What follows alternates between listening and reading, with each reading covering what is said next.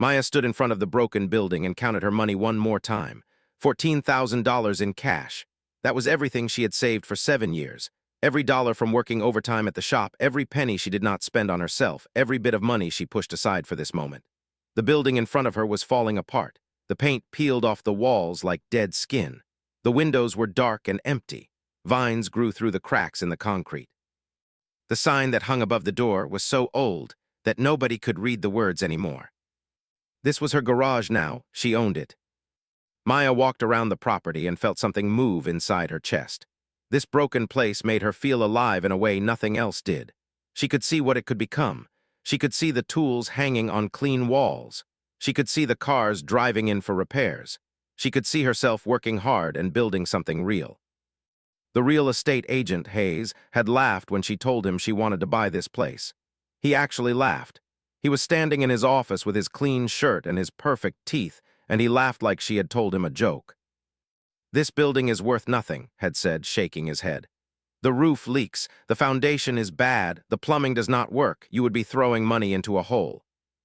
Maya had just looked at him and said, "I want it anyway." Now she stood in the empty garage and pushed hard against the wall. Dust fell down. The wall was solid though, broken on the outside but solid inside. That was how Maya felt too. Her mother, Daniels, was not happy about the purchase. She had called Maya after signing the papers. "Why would you do this?" had asked. Her voice was tight and worried. "You are throwing away your future. You should have bought a house. You should have saved for something safe." "This is safe," Maya had said. "I own the land, I own the building. Nobody can take this from me." "You own a piece of junk," her mother had said, and then hung up. The people at the town diner had heard about the purchase too. Maya went there for coffee on Saturday morning, and the place went quiet when she walked in. People whispered and smiled in that mean way. Old Tom, who worked at the hardware store, shook his head when he saw her. "Heard you bought that wreck down on Miller Street," Tom had said. "What were you thinking?" Maya had just ordered her coffee and sat down. She did not answer. There was no point in explaining. Her best friend, Chris Martinez, worked in the tech industry downtown. He was smart and made good money, and he tried to help by suggesting other ideas. "You could have invested in crypto," Chris had said when they talked about it. "You could have bought land somewhere nice and sold it later for profit. There are so many better ways to spend that money." "I do not want to make money," Maya had said. "I want to build something. I want to make something with my own hands." Chris had looked confused. He did not understand. Most people did not understand. Maya had started cleaning the garage on a Monday morning. She wore old clothes and brought a bucket, a broom, and strong determination. The work was hard. Years of dust covered everything. Broken equipment lay scattered on the floor. Old paperwork, yellowed and torn, sat in piles in the corner. Animal droppings covered the back room. Spiders had made homes in every dark space. She worked alone. She did not ask for help because she knew what people would say. They would say she was wasting her time. They would say the building was too far gone. They would say she should give up and get a real job. But Maya kept working, hour after hour, day after day. She filled bucket after bucket with trash. She swept until her arms hurt. She organized the old tools that still worked. She fixed the electricity in some areas. She patched holes in the wall with materials she could afford. By the end of the first week, she had cleared half the garage. By the end of the second week, she could see the concrete floor again.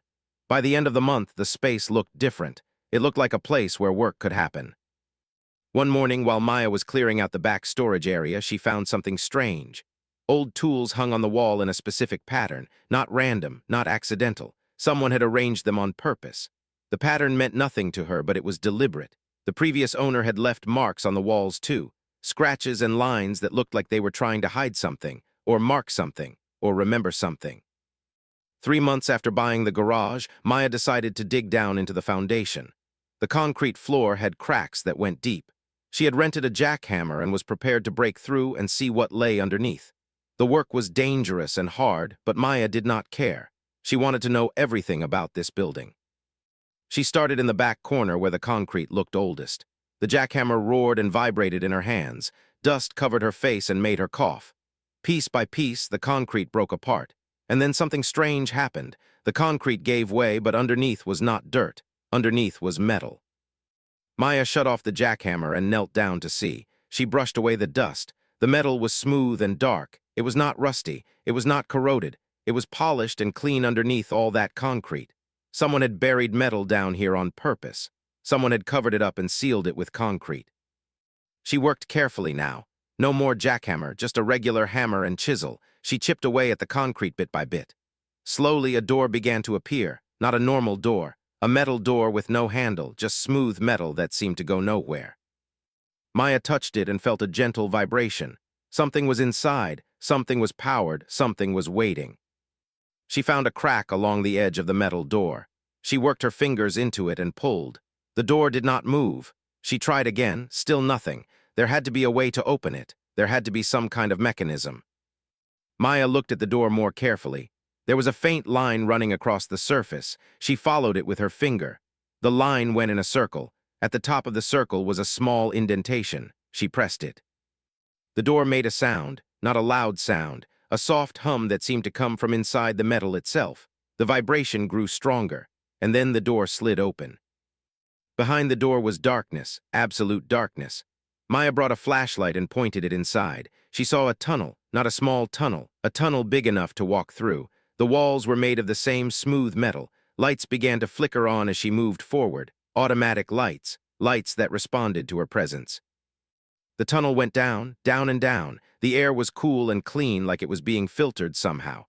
Maya walked for 5 minutes. The tunnel just kept going. Then it opened up into a large space. Her flashlight could not reach the far end. The space was massive, and in that space were cars, rows and rows of cars, parked in perfect lines, covered with light sheets of plastic, but not normal cars. These cars looked wrong.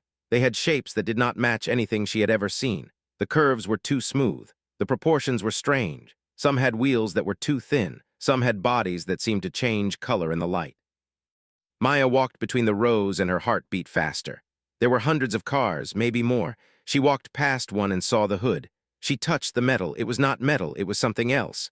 Something that felt like metal but did not feel like metal. It was warm, it was almost alive. She found a control panel on the wall. It had a screen. She touched the screen and it lit up.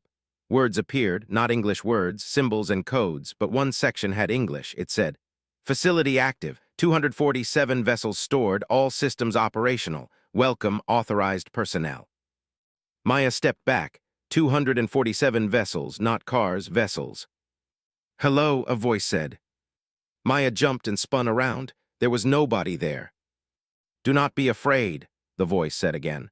"I am the facility artificial intelligence. I have been in sleep mode for 11 years, 2 months, and 6 days. Your presence has activated emergency protocols." "What is this place?" Maya asked. "This is a storage and preservation facility," the voice said. "These vessels are spacecraft. They come from various extraterrestrial civilizations. They have been stored here for security purposes." Maya could not speak. She just stared at the rows of impossible ships. "The previous facility manager left approximately 12 years ago," the voice continued. "He did not return. The facility has been waiting for new authorization protocols. Your presence in the facility suggests you are the new property owner." "I bought the garage," Maya said quietly.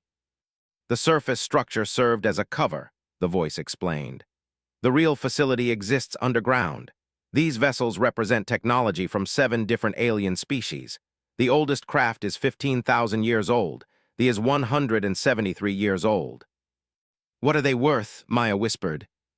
There was a pause. Then the voice said, "In human currency, the total value exceeds $100 billion. That estimate is based only on the materials used in construction. If we include the technology, knowledge, and capabilities contained within these vessels, the actual value cannot be calculated. It exceeds human economic frameworks." Maya sat down on the floor. She felt dizzy. She felt like the world had changed. She felt like everything had just become different.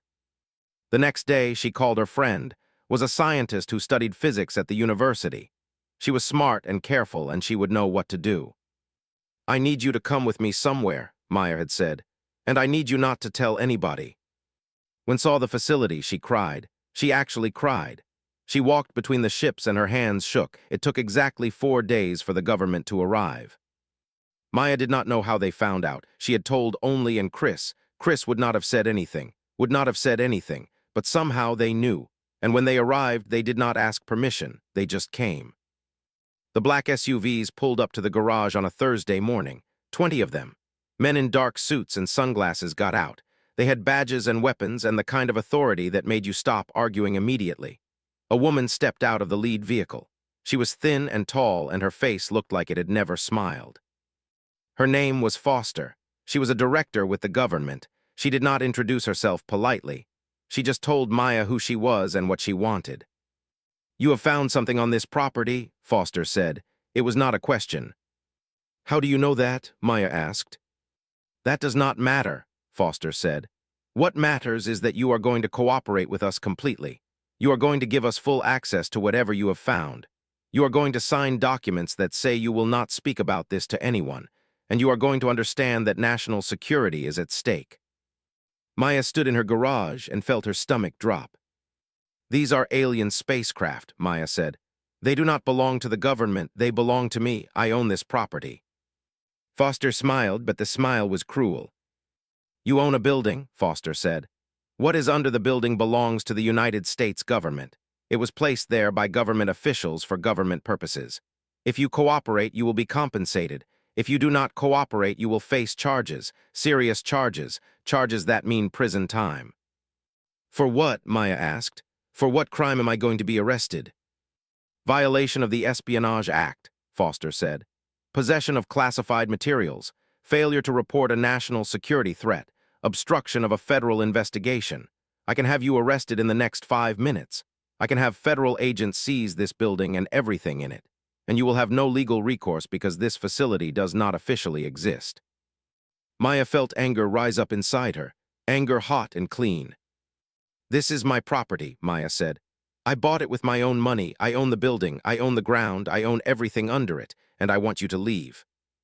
Foster did not leave. Instead, she opened a briefcase and pulled out a stack of papers. "These documents authorize us to take control of this facility," Foster said. "They are signed by the Secretary of Defense and approved by the President. If you refuse to cooperate, we will execute these documents. You will lose ownership of your property. You will lose everything." Maya looked at the papers. They were real. They had official seals and signatures. The government had the power to take her garage. The government could take everything.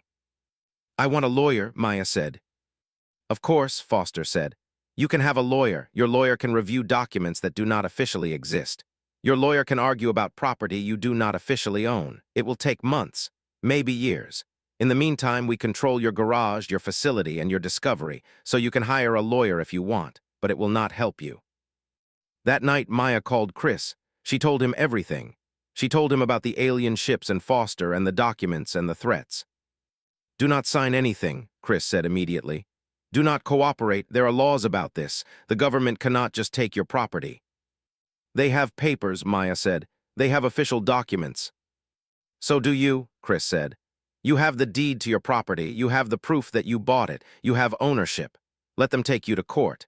If you take this public, if you tell people what is really happening, they will have a much harder time just taking everything." That was when Maya understood. She had power too, not government power, not legal power in the traditional sense, but she had the truth, and the truth could reach people. The truth could make this real. She called the local news station. She called reporters. She told them the story. A young woman bought an old garage. She discovered something incredible underneath it. The government wanted to take it from her. The reporters came. They brought cameras and questions. They brought the truth to the evening news. By the next morning, people were talking about it. Not just in the town, across the country, online, on social media, on every news channel. The government was trying to seize a young woman's property. The government was keeping secrets about alien technology. The public started to pay attention. Officer David worked for the local police department. He was a good man who believed in following the law. When he heard about what was happening, he came to see Maya. "I cannot directly help you," David said, "but I can make sure that the government follows procedures. I can document everything they do. I can make sure the processes are legal. That might be worth something." The townspeople surprised Maya. The same people who had mocked her for buying the United Nations called a special meeting. Countries sent ambassadors. Scientists demanded access. The world watched as humanity decided what to do about alien technology. The meeting was held in a secure facility in New York, but the people were allowed inside to listen. Maya sat in the audience and felt the weight of what was happening. Foster represented the military position. She argued that the technology was dangerous. She argued that only the government could control it safely. She argued that the alien ships could be used for weapons. She argued for secrecy and military oversight. Ambassador from the United Nations argued differently. He said the technology belonged to humanity as a whole. He said the discovery should benefit all people, not just one country. He said transparency was the only way forward. Scientists from around the world, they explained what the ships were made of. They described the technology. They showed how it could cure diseases. They showed how it could produce clean energy. They showed how it could solve problems that had plagued humanity for thousands of years. And then Foster asked Maya to speak. "You discovered this facility," Foster said. "You found this technology. What do you think should happen with it?" Maya stood up. She walked to the front of the room. She looked at all the powerful people sitting at the table. She looked at the cameras. She looked at the world watching her. "I think the technology should help people," Maya said simply. "I do not care about money. I do not care about power. I care about what is right. When I found those ships, I understood that I had found something that could change everything. It could save lives. It could help sick people. It could make the world better. If I keep it secret, if I let the government hide it, then it is wasted. If I keep it for myself, then I am a thief. The only right thing to do is share it." "Even if it is dangerous?" Foster asked. "Yes," Maya said. "Even if it is dangerous, because people are more dangerous when they are kept in the dark. People are more dangerous when they are afraid. And if I hide this, people will be afraid. But if we are honest about it, if we study it together, if we let the world help, then we can figure out how to use it safely. We can use it to help each other." Nodded, many other ambassadors nodded. "I want the facility to become an international research center," Maya continued. "I want scientists from every country to work there. I want the technology to be shared. I want people to benefit. And I want my name on the record as the person who refused to keep it secret. I want the world to know that I chose to share instead of choosing to control." There was silence, then spoke. "The United Nations will support this proposal," said. "We will create an international facility. We will bring in scientists from every nation. We will study this technology together, and we will share the benefits with all of humanity." Foster looked angry, but she did not argue. She knew she had lost. She knew that the public would not accept secrecy now. She knew that trying to hide this would cause more problems than showing it. "We will cooperate," Foster said, "but there will be security protocols, there will be safety measures." "Of course," said, "but they will be transparent, they will be international, they will not be hidden."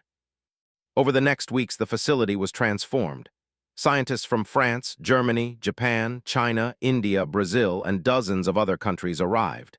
They brought equipment and expertise. They began studying the alien ships carefully and respectfully. The technology was incredible. One of the ships contained medical knowledge that could cure cancer. Another ship held information about clean energy that could power cities. A third ship contained materials science that could create lighter, stronger materials for construction. The research moved fast. Scientists worked together instead of competing. They shared findings immediately. The world began to benefit. The first cancer treatment based on alien knowledge went into testing. Clean energy stations began construction. Building companies started using new materials. Hayes, the real estate agent who had mocked Maya for buying the garage, came to see her. He looked uncomfortable. "I was wrong about you," said. "I thought you were foolish. I made jokes about your purchase. I was cruel. I am sorry." Maya looked at him. She remembered the laughter. She remembered the dismissal. She could have been angry. She could have been cruel in return. "It is okay," Maya said. "You did not know. Most people did not know. I did not know either. I just believed in something even when nobody else did. That is all it was." "What will you do now?" asked. "I will help the research," Maya said. "I will make sure the facility stays ethical. I will work to keep it open and honest. And I will try to help humanity understand that sometimes the best discoveries come from unexpected places. Sometimes they come from broken garages and people with nothing but determination." Her mother visited the facility. Daniels walked through the tunnels and saw the alien ships. She saw her daughter standing in front of scientists and explaining the technology. She saw her daughter being respected and listened to. She saw her daughter doing something that mattered. I was so wrong to doubt you, said. You were worried, Maya said. That is what mothers do. You wanted me to be safe. I understand that now. The townspeople came to tour the facility. The same people who had mocked her now felt proud that their town had something so important. It became a place of pilgrimage for scientists and curious people from around the world. One day, a message came through the facility communication system. It was from an alien civilization. They had detected the activation of one of their ships. They were coming to Earth. They wanted to make peaceful contact. Foster wanted to prepare weapons. She wanted military defenses. She wanted to be ready for war. But Maya refused. We will welcome them, Maya said. We will treat them with respect. We will listen to what they have to say, and we will show them that humanity is better than fear. The government listened to her, because by now the world knew that Maya was right. She had been right about keeping the technology open. She had been right about sharing it. She had been right about trusting people. Why would she be wrong about this 6 months after the alien delegation arrived? The world was different. Not everywhere, not all at once, but different enough that people could feel the change. Clean energy stations were being built in cities around the world. Hospitals were using new cancer treatments developed from alien medical knowledge. Construction companies were building stronger buildings with lighter materials. The benefits were real and they were visible. Maya worked at the facility every day. She was no longer just the owner of the property. She was the director of the international research team. She had never finished college. She had no degrees in science or diplomacy, but she had something more valuable. She had the trust of scientists from every country. She had the respect of alien visitors. She had the ear of world leaders, and she had earned all of it by doing what was right. Became a close friend and advisor. He showed her how international politics worked. He showed her how to navigate the complicated world of nations and interests. He taught her how to keep the research open and honest while dealing with powerful people who wanted to control it. Chris Martinez left his tech job and came to work at the facility. He helped organize the data and the research. He helped make sure everything was accessible and transparent. He was proud to work alongside his friend.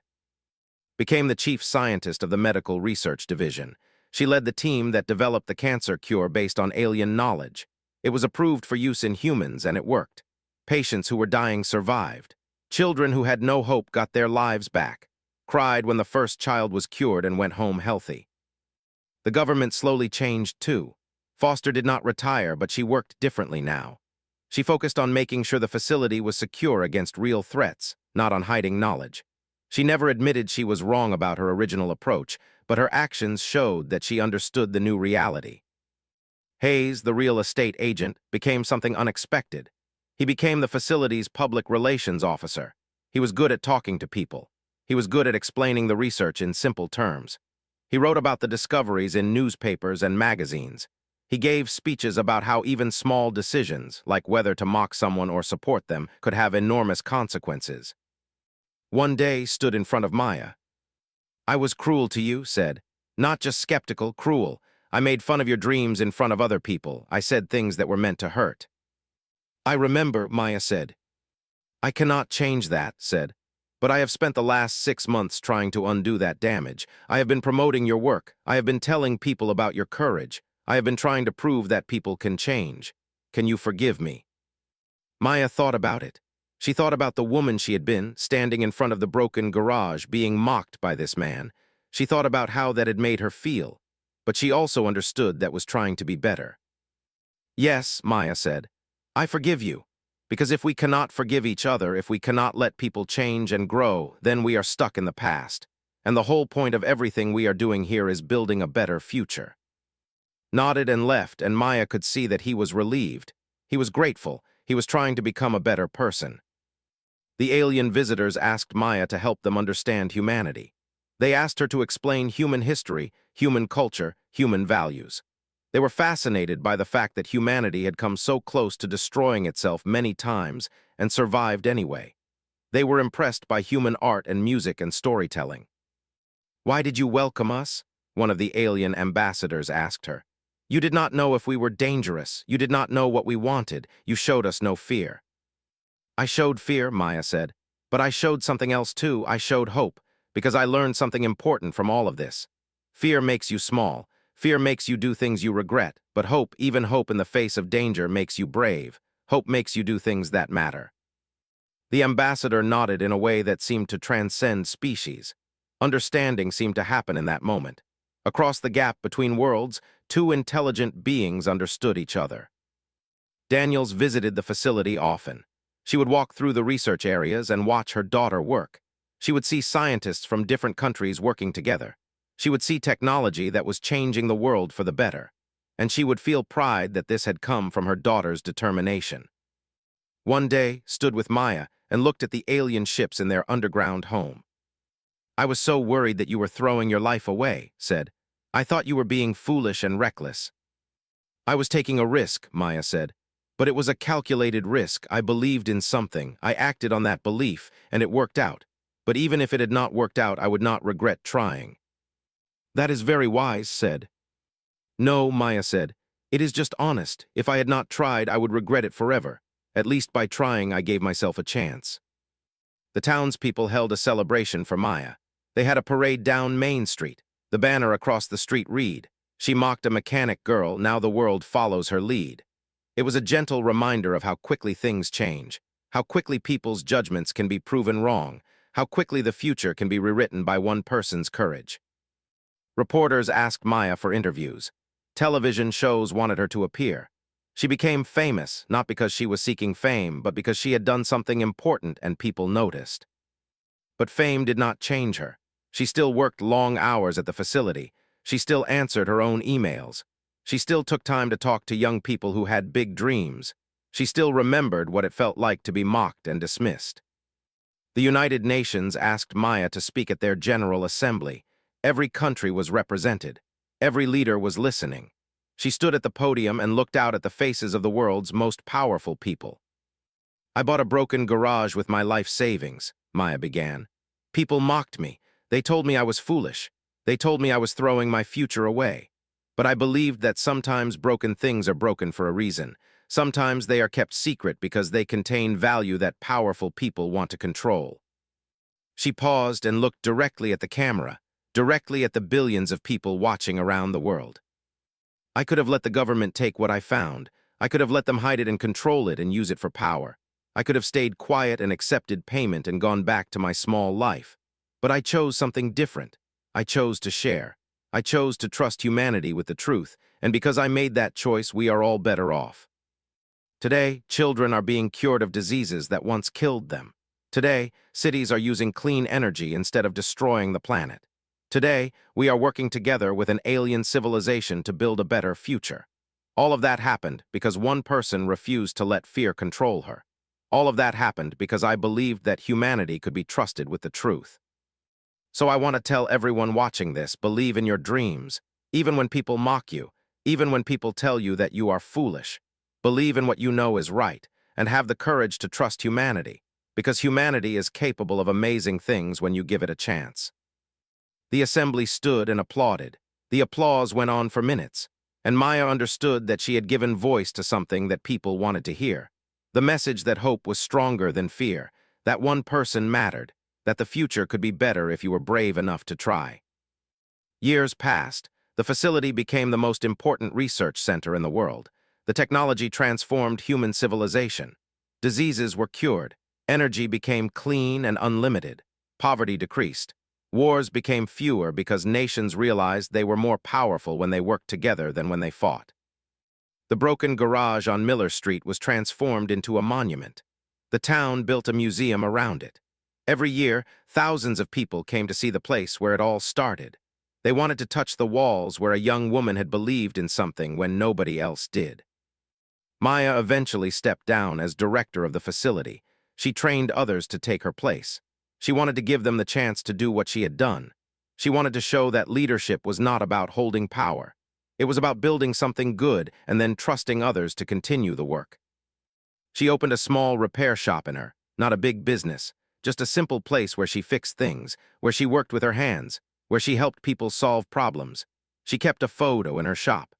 A photo of the day she bought the garage, standing in front of the broken building with her life savings in hand and the whole future waiting. People would come to the shop just to meet her.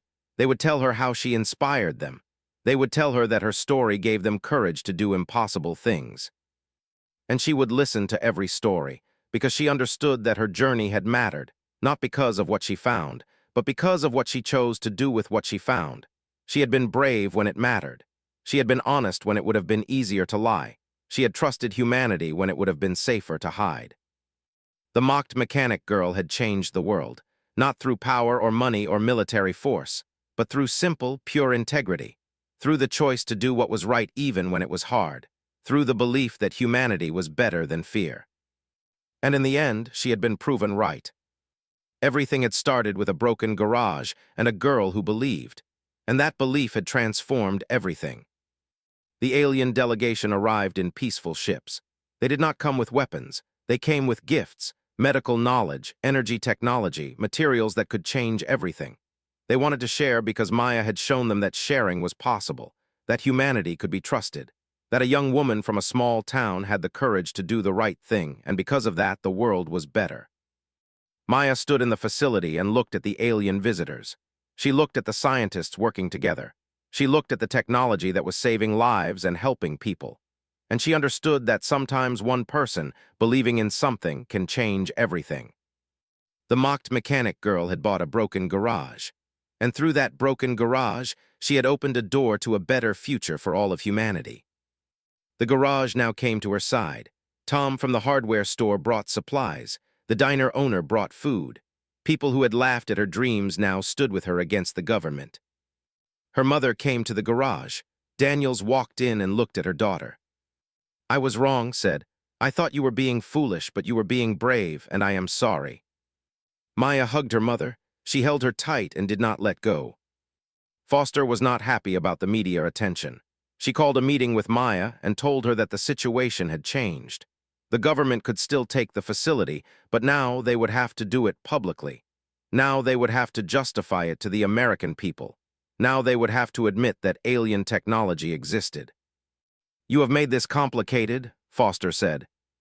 "Good," Maya said, "because I want it to be complicated. I want people to know. I want the world to know, and I want whatever happens next to happen in the open where everyone can see it." The government could take her property, but they could not silence her. They could arrest her, but they could not stop the truth. And Maya was not going to make it easy for them to hide what they wanted to hide. She was going to fight, and this time she was not fighting alone. This is actually real alien technology. They spent hours in the facility, took samples, she measured the ships, she took readings with instruments she had brought. Everything confirmed that the ships were real. They were genuinely made from materials that did not exist on Earth. They had energy signatures that science could not explain. "We have to tell someone," Head said. But Maya shook her head. "Not yet," Maya said. "We have to figure out what happens next. We have to understand what we are dealing with. Because once we tell people about this, everything changes, and I need to be ready for that." That night, Maya sat in her apartment and could not sleep. She owned 247 spacecraft from alien civilizations. She owned technology that could change the world. She owned something that would make her either very rich or very dead. And she had no idea what to do about it. But one thing she knew for certain. The people who had mocked her for buying a broken garage had no idea what she had actually found. The mocking would stop soon, but so would her peaceful, simple life. Everything was about to become complicated, and there was no going back. Maya did not understand it, but she knew it meant something. She also found old files buried under broken metal shelves. The files were dusty and falling apart, but some of the paper inside was still readable. Names and numbers, codes and dates. One file had a symbol on it that looked like it came from nowhere. It was not American. It was not from anywhere she recognized. An old man named Mr. lived next door to the garage. He was 80 years old and had lived in the neighborhood for 50 years. One afternoon, he came over while Maya was working on the roof. "I remember the last owner of this place," Mr. had said, looking up at her. "He was strange. He never stayed long. He kept to himself, but he was careful about maintaining this building, real careful, like he was protecting something." "Do you know what he was protecting?" Maya had asked. "No," Mr. had said, "but I know he was not just running a garage. There was something else going on here, something important." Maya had nodded and gone back to work. She did not know what Mr. meant, but his words stayed with her. There was something about this building that was different, something that made her feel like she had made the right choice. The town continued to mock her. People talked when she went to the store. They shook their heads when they drove past the garage, but Maya did not stop. She worked every day. She fixed what she could fix. She learned what she did not know. She believed in what she was doing even when nobody else did. Because Maya understood something that most people did not. Sometimes the most important things in life look broken from the outside. Sometimes the best opportunities appear as failures to people who cannot see the real value. Sometimes the person who believes when nobody else does becomes the one who changes everything. And Maya was about to find out just how much her broken garage was worth.